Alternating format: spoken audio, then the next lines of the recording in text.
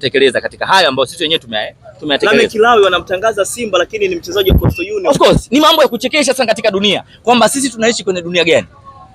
Tunasajili wachezaji wanasajili pande mbili, lakini kuna kitu kinaitwa busara.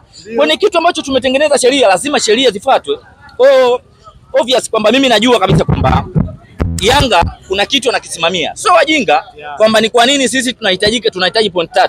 La sivyo tunakwenda sehemu ambayo kwamba kuna mamlaka kubwa zaidi ya bodi pamoja na TFF kwamba wanakwenda kasi kupata haki yao. Wana haki ya msingi. Kwa hiyo mimi sasa hivi siwezi kuongea lolote kwa sababu hizi situation yote ipo chini ya mamlaka. Okay, wewe unasema kwamba ile mechi ilikuwa inatakiwa tuichezwe. Simba ilichokifanya sio kitu sahihi. Naam, kwa sababu kuna kitu kinaitwa mazoea. Mimi naamini kwamba ile mechi ilikuwa inachezwa bila shida. Bila tatizo lolote ile mechi ilikuwa inachezwa. Kwa sababu tumeshaona Dortmund kuna mwaka fulani alikuwa anacheza na timu gani? Kama sikoseni ilikuwa ni Champions League. UEFA.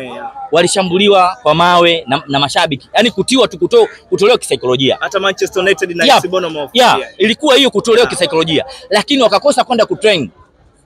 Of the day wakaingia kwenye mechi siku inayofuata wakacheza. Si ndivyo?